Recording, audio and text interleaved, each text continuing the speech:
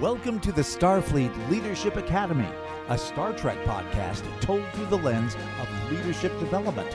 And now, here's your host, Jeff Akin. Welcome back. I'm glad you're all joining me to look at the first episode of my favorite Star Trek series to date, Deep Space Nine, Emissary. Wolf 359. Resistance is futile. Man, we start off big. The battle for Sector 001, and the first voice we hear is Locutus, Picard. We meet our captain for this series as Lieutenant Commander Sisko, first officer of the USS Saratoga. And man, they are getting rocked by the Borg. Shields have failed! Full reverse. Maintain all. The captain, pre-Martok, goes down and it is pandemonium. Sisko goes looking for his wife and son. He finds his son, but is pried away from his now dead wife, Jennifer. They get to the escape pods, and we fast forward 3 years. Now, Commander Sisko meets with his son, Jake, to discuss his new assignment at Deep Space Nine. Jake's apprehensive, but Sisko hears him out, shows him the station, and gets him excited for the change. Beautiful look at the station, and we see the Enterprise is docked. Sisko gives some exposition about the Bajoran Provisional Government, and then we meet Chief O'Brien, a transfer from the Enterprise. Sisko walks with O'Brien as he explains that the Cardassians totally trashed the place on their way out. I'm told the Cardassians decided to have some fun the day they left. Why hasn't anybody cleaned this up? Now this hits on a few leadership lessons right away. First, you might have heard of it before, but management by walking around. This is an approach that's exactly what it sounds like. Management by walking around. Walk around, talk to your teams, meet with them. This used to be at the core of the HP way when Hewlett-Packard was a much younger company. It allows for meaningful conversations about the work the teams or the individuals are doing. And in this case, O'Brien is able to show Sisko what's going on instead of just talking to him about it. It also allows the manager to connect the workers to other experts. This creates networks and that can better expand knowledge bases. This is also a great example of a Gemba walk, a term used in Lean Six Sigma. This is a methodology that relentlessly seeks to eliminate waste. In Japanese, and please forgive my pronunciation, but Gemba is the place. Often a reporter will be on site reporting from the Gemba. Here, Sisko is in the Gemba with O'Brien, experiencing his challenges with him.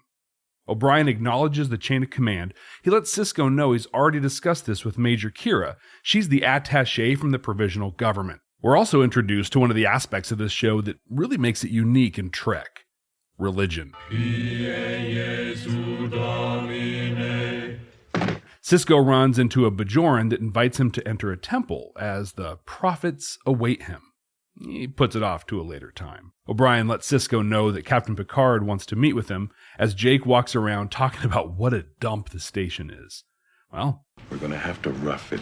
some really cool imagery at play here. The lighting is generally dark, a stark contrast to the brightly lit Enterprise from the Next Generation.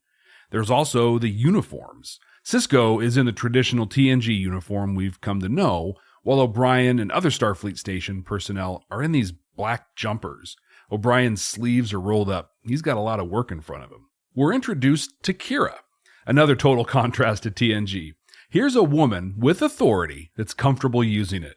Very strong personality that Sisko counters by lowering his voice and inviting her to dictate the tone and the tempo of the conversation. But we could do it in any order you'd like.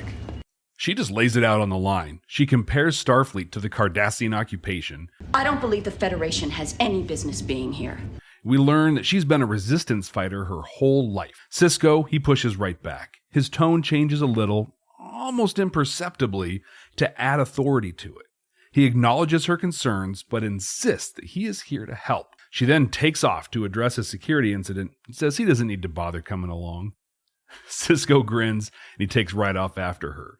He's demonstrating that he's one of the team. He's not afraid to do what it takes to get the job done. A thief with some D&D weapons in Star Trek introduces us to Odo, a shapeshifter that is head of station security. another abrasive personality that isn't afraid of standing up to Sisko. Who the hell are you? A Ferengi, Quark, comes out and pleads for the release of his nephew as they're leaving the station tomorrow. Sisko, standing up for the law and order that he sees in DS9's vision, sends the Ferengi thief to the brig. He then explains to Kira that he's holding on to the boy, Nog, as a bargaining chip to be used with Quark in the future. Sisko finally heads up to meet with Captain Picard. Come. Talk about contrast to TNG. Star Trek fans have been accustomed to people showing deference and respect to Picard. Not Sisko. He calls him right out for Wolf 359 and blames him for the death of his wife. I was on the Saratoga at Wolf 359. Picard, the eternal diplomat, pivots right into discussing Sisko's assignment. Sisko talks business, but he doesn't let down his resentment. He's not being unprofessional here. He's being authentic. Authenticity. It's such a critical facet of being an effective leader. Being the real you. People don't want to follow an automaton. They want to follow a person.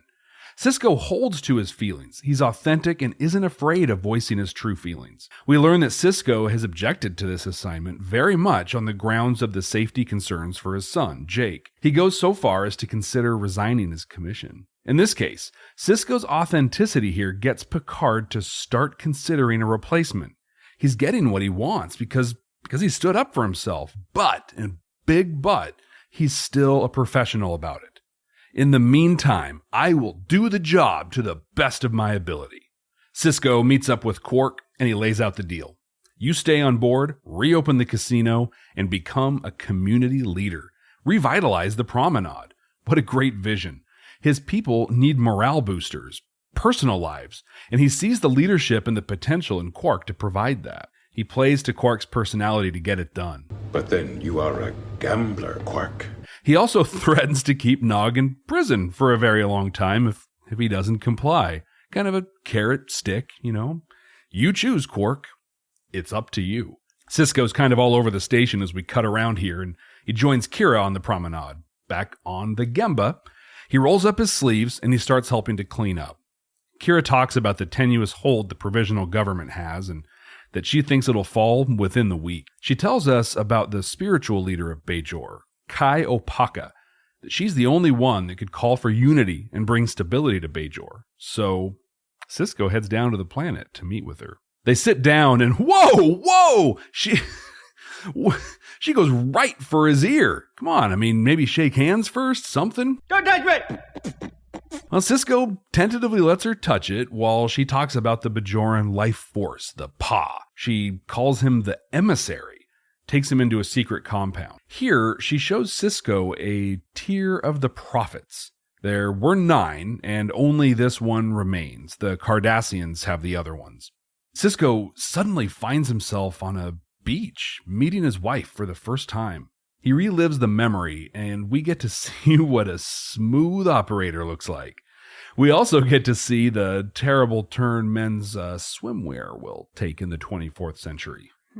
Well, then the tear appears again, and he is ripped back into reality. Opaka talks about the celestial temple where the prophets live, and charges Sisko with finding it before the Cardassians do. And to show she's serious, she gives Sisko the tear. We get a touching moment between Sisko and Jake as he remembers his wife. This is really Trek doing what it does best, showing a much more ideal future. How often do we see single fathers with great relationships with their kids on TV? This is really, really well done. On the promenade, Quark has made his choice. First big win for Sisko. People are drinking, gambling, and having a good time. Starfleet and Bajoran personnel are hanging out together. He's successfully built a foundation, a home base for all of his people. We meet Dr. Bashir and Lieutenant Dax. Continuing the theme of contrasts, Bashir tries to hit on Dax. A Benjamin Sisko he is not. I heard you like whales, so do you want to go humpback at my place? Dax is a Trill, a joined species where a symbiont with a very long lifespan lives in different people over their lifespans. Sisko is friends with the prior host and calls Dax old man. Bashir blatantly insults Kira by calling Bajor the frontier and the wilderness. He's not making any friends here on DS9. Kira doesn't let it lie and rubs it in his face. We're really building Kira and Sisko as well-balanced opposites, balanced in their integrity and their authenticity. These are two people that are very, very comfortable with who they are. An appropriate passing of the torch as O'Brien leaves the Enterprise. You have to remember that this is the first new Trek since The Next Generation came onto the air. Picard comes to see him off. This is your favorite transporter room, isn't it? Wow. He must have had the most boring job on the Enterprise if that's Picard's big goodbye for him. I don't believe it. I tore my pants. Still, seeing Picard send him off sent the right tone and helped legitimize O'Brien as a leading role for DS9.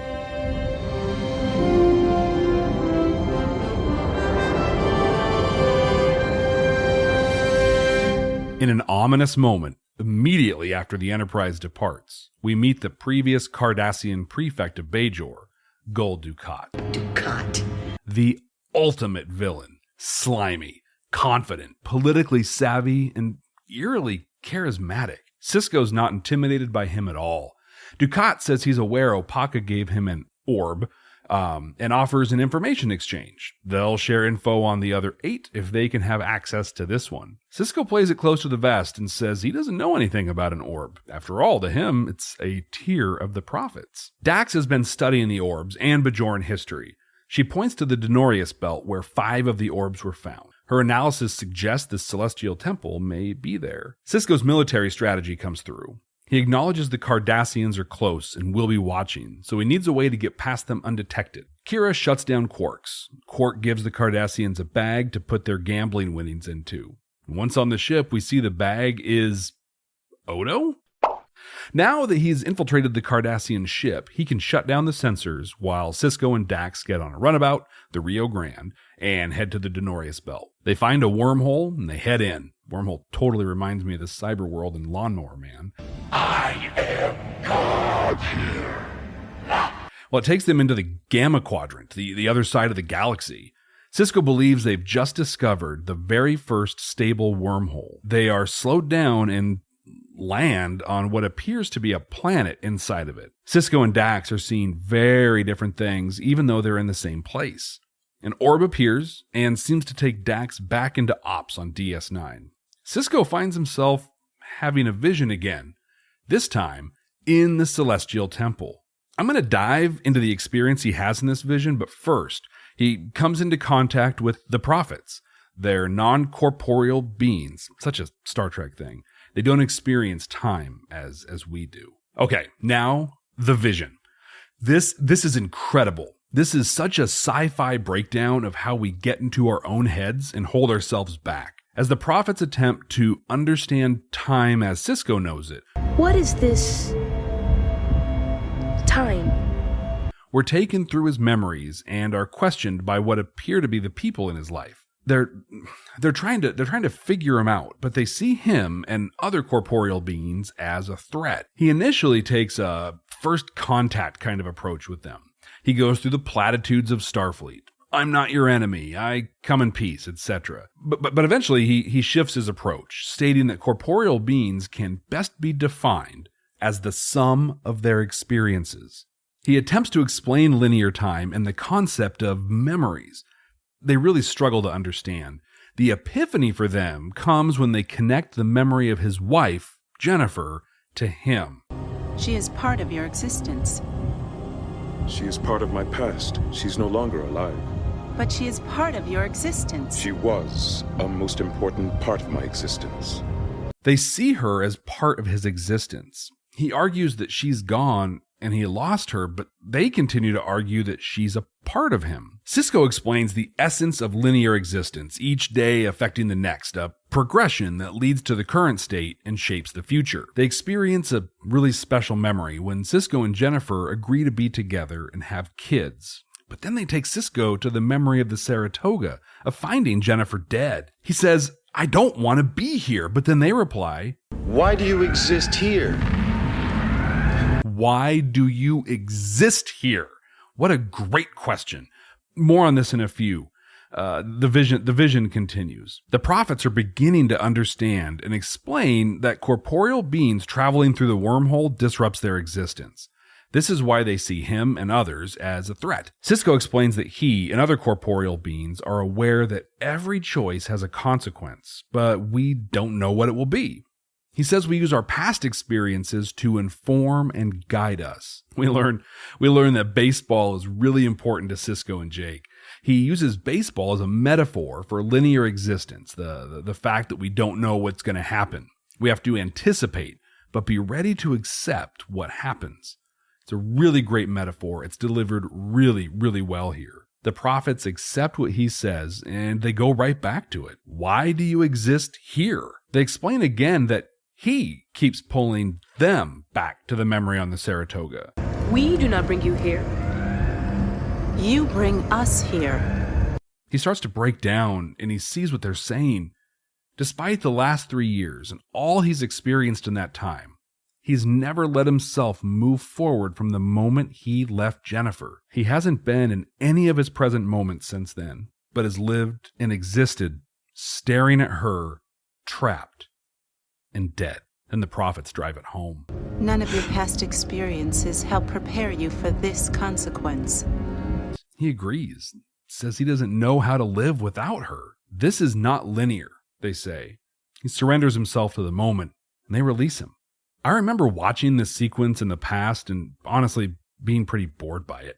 I saw it as a poor attempt at really high science fiction, but watching it through a leadership development lens, man, I loved it. In fact, I really couldn't wait to break it down and analyze it. So I want to look at this from a couple different angles, understanding where you exist right now and understanding where your teams exist, both as individual people and as teams themselves. A team is an organism in and of itself. It, like Sisko's explanation of corporeal beings, is the sum of its experiences, both good and bad. Does your team celebrate and look forward to each success? Or does it still exist in a bad, negative, or traumatic experience? What's your team's Jennifer moment? Every time I close my eyes, I see her like this. How can you, as a leader, lead them through and forward from that moment? As we see with Sisko, that moment must be confronted. Talk about it. Depending on the moment and those involved, maybe even enlist a third-party facilitator to go through it. As we saw with Sisko and the Prophets, failing to address those negative events that teams, or the individuals on your teams, have experienced, will result in the constant existence in that moment. Constantly existing in that moment. And as we also saw with Benjamin, once that moment is acknowledged, you can shift the team's focus to the next big win. Now, what does this mean for you? Well, this lets me talk about one of my favorite leadership aspects, self-awareness. So often, we point at others for failures. It's so-and-so's fault this thing didn't happen. If it wasn't for X, I'd have gotten that promotion or that sale or whatever, so on and so on. It's not my fault. The secret, and this is a big one, is to point the finger at yourself. What could you have done differently? We'll be able to dive more deeply into this in future episodes, but for Emissary, this applies to your outlook, being aware of why you see things the way you do. Benjamin Sisko was ready to resign his commission over his assignment to Deep Space Nine. He wasn't prepared to commit himself to his future or present because he was still living in the moment of his greatest loss. Where are you living? Where do you exist? Once you can answer those questions, confront them, and be prepared for a renewed and refreshed outlook, or if nothing else, be prepared to accept your outlook for what it is and where it's coming from. The single most powerful takeaway, at least for me, in this whole sequence, is that the prophets see Sisko's existence in this terrible moment in the present tense. They see it happening right now. You exist here. I exist here. Because it colors every thought, every action, every interaction for Sisko. It may have occurred in the past, but it is happening right now. Good stuff. The Deep Space Nine crew prepare to launch a rescue effort as the Cardassians head toward the wormhole as well. Kira comes up with the idea of moving the whole station from the planet to the mouth of the wormhole. Dax and O'Brien figure out how to do it and get it to work. Kira heads off to make preparations, and she shows some really good management skills here too. She assigns people to do work based on their strengths. She's even able to motivate Bashir by calling back his desire to be a hero out on the frontier. You too, Doc. Time to be a hero. Yes, sir. On their way to the runabout, Odo opens up a little. Apparently he was found in the Denorius belt. He's faked his way, passing himself off as a humanoid his whole life. He's anxious to get to the wormhole, thinking there might be some answers to his past in it. They get to the runabout and it's a race. Dukat ends up going through the wormhole before the runabout does, and the wormhole closes up tight. O'Brien and his team do some Star Trekking, and through the miracles of some kind of physics, and of course arguing with the computer, successfully move the station. This changes the whole paradigm for the station. Now, instead of just supporting Bajor and their entry into the Federation, they're at the mouth of what will become a hub of intergalactic trade and travel. With Dukat having disappeared through the wormhole, 3 Cardassian warships show up at the new location of Deep Space Nine. They prep for battle. Kira calls for shields, but O'Brien says there are none. They used everything to move the station. This is when we get to see the resistance fighter in Kira. She fires at them right away. She sets up a sensor screen to make it look like they're armed to the teeth. She stands right up to them. You want a war? I'll give you one. And O'Brien very much approves. So if you want a war, I'll give you one. Major, remind me never to get into a game of roulade and wild draw with you. This leads to a Cardassian assault on the station. The ruse doesn't hold for very long, and the station takes very heavy damage. Suddenly, the wormhole opens up. The Rio Grande, with Sisko, comes out with Dukat's warship in tow. The Cardassians stand down, and Sisko returns to Deep Space Nine. He assesses the damage, finds his son, and embraces him. The Enterprise returns, and he meets with Picard once again. After his experience with the Prophets, Sisko lets Picard know that he's all in as commander of this station. He's moved past his doubts, and he's certain this is where he belongs. Picard wishes him luck and takes off. Life begins to settle in on the station. Kira lays down the rules to Quark. If you don't take that hand off my hip, you'll never be able to raise a glass with it again.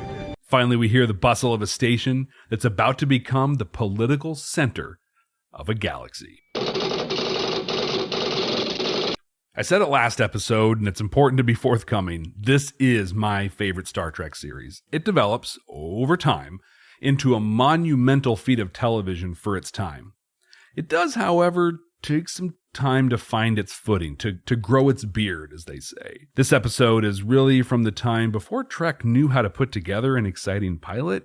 It's absolutely a step up from Encounter at Farpoint, but it's still a difficult watch. I don't know if it's that the writers didn't really know what they wanted from the characters yet, or if the actors hadn't really wrapped their heads around them. I'm inclined to believe the writers had a pretty good idea, but many of the acting choices are, well, questionable. I'm acting! I don't think Terry Farrell quite knows what to think of Dax yet, and Nana Visitor is still feeling her way around this character.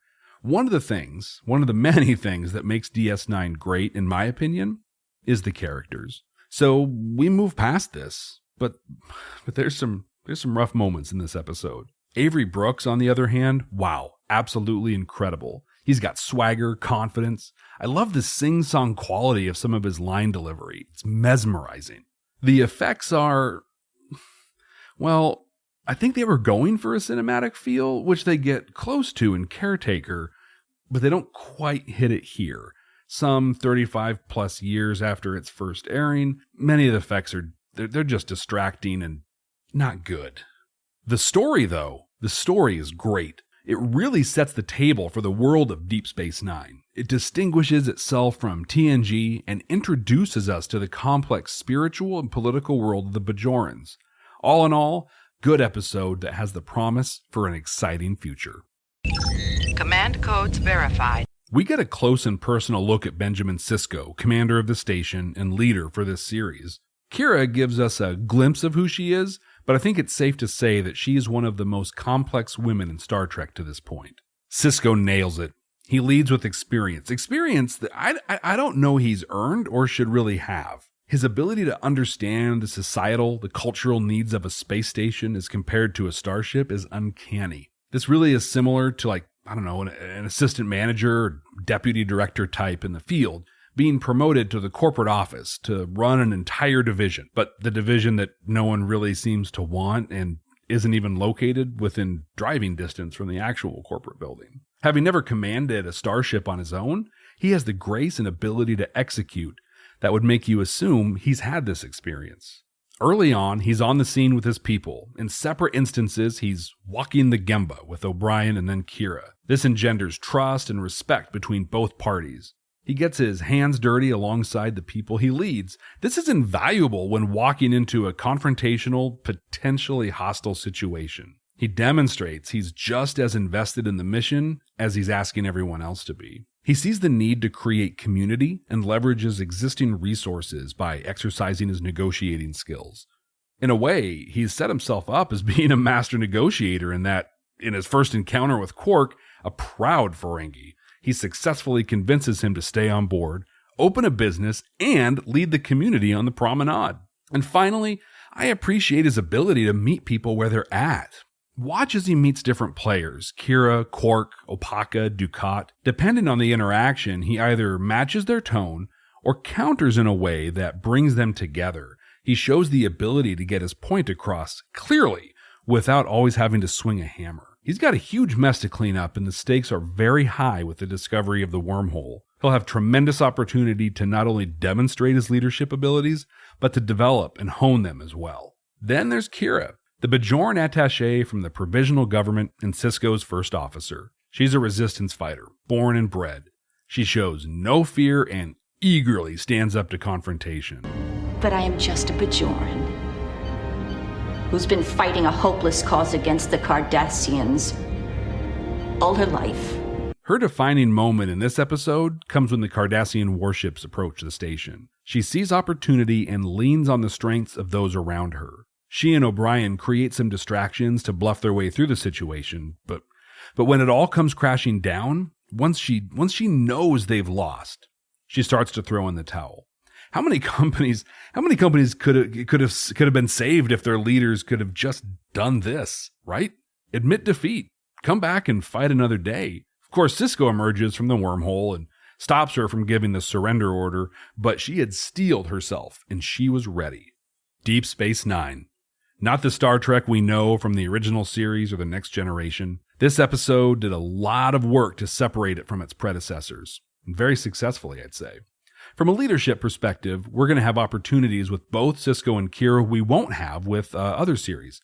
They don't get to fly off into a new challenge each episode. So, what did I miss? What do you agree with? Any takeaways or aha moments for you? Let me know. You can find me across all the social medias at Jeff T. Akin, A-K-I-N. I'd love to hear from you. And next week, we dive back to the past in what will be a challenging series to watch through the lens of leadership development. We're going to dive into discovery. Until then, ex astris scientia.